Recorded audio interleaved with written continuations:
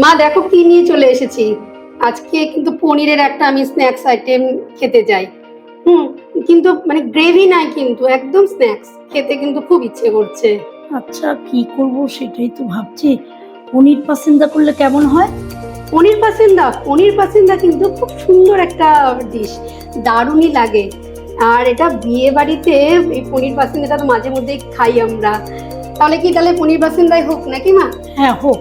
আচ্ছা, তাহলে আজকে আমরা দেখে নিব পনির পাসিন্দা, যেটা মা করবে এবং আমিও তার সাথে একটু সাহায্য করব।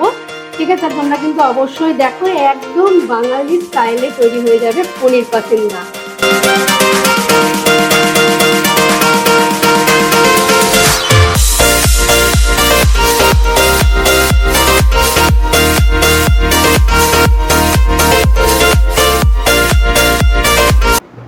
রাধে রাধে রাধে। রাধে। টেস্ট অফ পুরাতনীদের সকলকে স্বাগত জানাই। আচ্ছা, আগে তো মা আমাদের পনিরটা কেটে নিতে হবে, তাই না?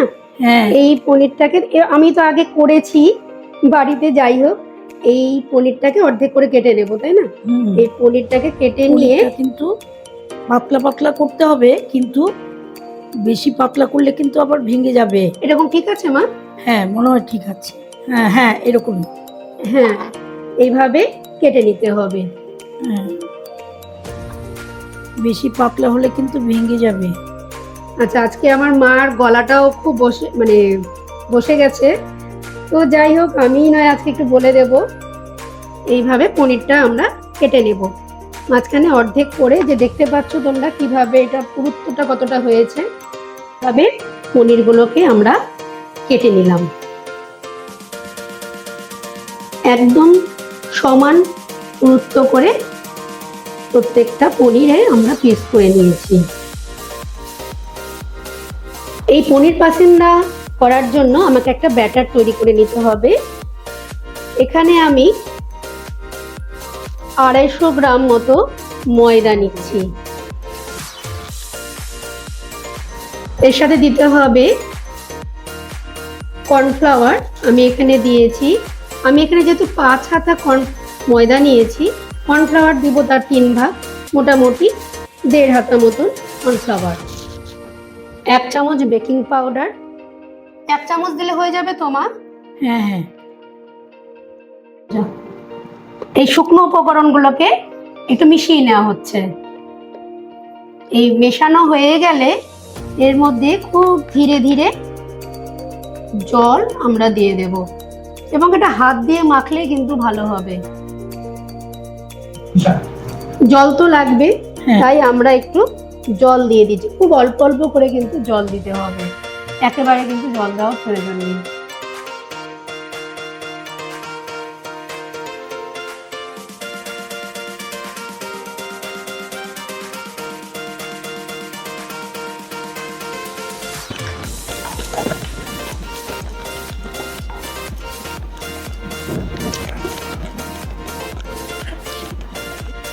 দেখো ব্যাটারটা কিন্তু একদম এরকম হবে, খুব মোটাও না খুব পাতলাও না, তবে একটু মোটার ভাবটাই বেশি, মানে একটু গাঢ় ঘনত্বেরই কিন্তু এই ব্যাটারটা তৈরি হবে। আমাদের ব্যাটার রেডি হয়ে গেছে, এবার এটাকে 15 থেকে 20 মিনিট রেস্টে রাখতে হবে। এটা বানানোর জন্য আমি এখানে নিয়ে নিচ্ছি 2 চামচ তেঁতুলের পাল্প। তেঁতুলটাকে ধুয়ে নিয়ে প্রায় 10 থেকে 15 মিনিট ভিজিয়ে রাখলে কিন্তু চটকে নিলে পাল্প রেডি হয়ে যায়। তার সঙ্গে নিচ্ছি 2 চামচ, সস প্রায় পড়েই গেল আমার, আগে পড়ে গেল। 2 চামচ টমেটো সস। গুঁড়ো চিনি নিচ্ছি 2 চামচ। বেশ টক ঝাল মিষ্টি এই পুরটার স্বাদ হয় খেতে। নিচ্ছি আদা প্রায় 1 চামচ, লঙ্কা একটু ঝাল যারা পছন্দ করো তারা একটু বেশি দেবে, এই 1.5 চামচ মতো, মা আমাকে নিষেধ করলো 1.5 চামচ মতো লঙ্কা বাটা দিলাম। নুন লাগবে সামান্য পরিমাণ। মা ঠিক আছে নুনের পরিমাণটা? একটু কম। একটু কম দেব। বিট নুন পরিমাণ ঠিক আছে? ঠিক আছে। বিট নুন, এই বিট নুনটার একটা গন্ধটা খুব ভালো লাগে।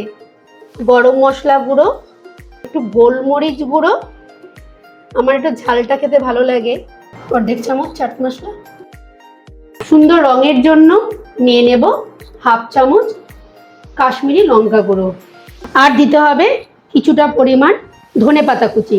এই মিশ্রণটাকে আমরা একটু ভালো করে মাখিয়ে নেব। এবার যে পনিরের পিস আমরা করে রেখেছিলাম, সেই পনিরের পিসের মধ্যে একটা টুকরো নিয়ে সেটাতে খুব সাবধানে এই পুরটা দিয়ে দিতে হবে, দিয়ে আরেকটা টুকরো দিয়ে আটকে দেব। এভাবে দিয়ে দিলাম, দেখবে যাতে খুব বেশি পুর যেন বেরিয়ে না যায়। এভাবে আমরা বাকি পনিরগুলো রেডি করে নিচ্ছি। তেলটা গরম হচ্ছে, আর এদিকে আমি যে ব্যাটারটা রেডি করে রেখেছিলাম সেটাকে আরেকটু ফেটিয়ে নিচ্ছি। আবারও বলছি, ব্যাটারের ঘনত্বটা একটু সামান্য গাঢ় ঘনত্বের হবে। এর মধ্যে এবার দিয়ে নিচ্ছি খুব সামান্য পরিমাণ বেকিং সোডা।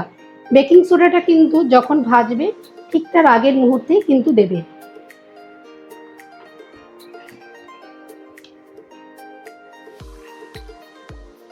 একটা কড়াইয়ে আমি সাদা তেল দিয়ে নিচ্ছি। যে পুর ভরা পনিরগুলো আমরা তৈরি করে রেখেছিলাম সেটা আমরা এই ব্যাটারের মধ্যে দিয়ে নিচ্ছি। নিচ দিয়ে হাত দিয়ে এটাকে কিন্তু এভাবে উল্টে দেবে।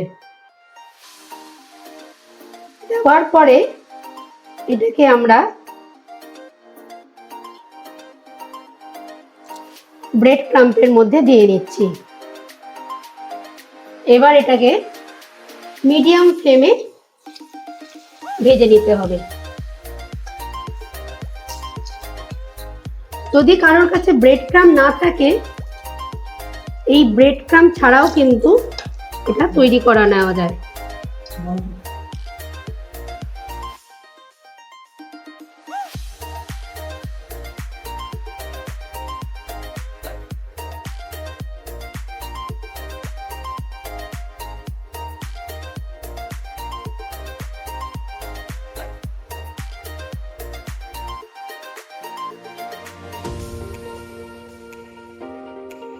খুব ধীরে ধীরে এটাকে ভেজে তুলতে হবে, একটু লালচে করে ভাজবো।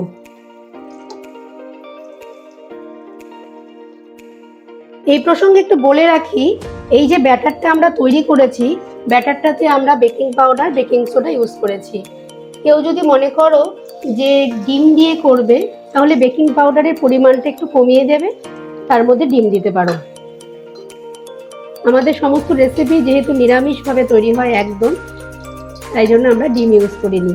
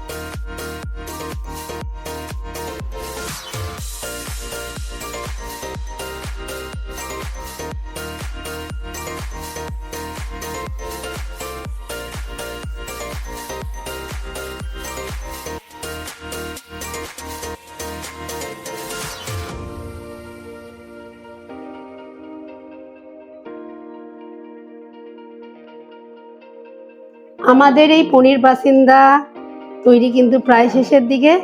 দেখো কি সুন্দর একটা রং হয়েছে, আর খেতেও কিন্তু দুর্দান্তই হয়।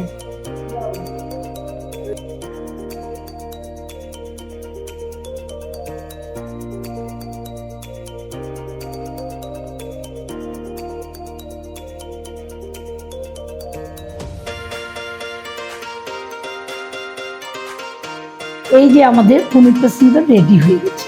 খুব সুন্দর হয়েছে কিন্তু দেখতে। এবার কিন্তু খেয়ে দেখার পালা। মানে এত সুন্দর গন্ধ বেরিয়েছে, আর যেভাবে তৈরি করলাম সেভাবে তোমরা কিন্তু করে দেখবে, অবশ্যই ভালো লাগবে। মা আমি তো খেলাম, এবার তুমি একটু খেয়ে দেখো, এত সুন্দর স্বাদ হয়েছে, না খেলে তো খারাপ হবে। খাও।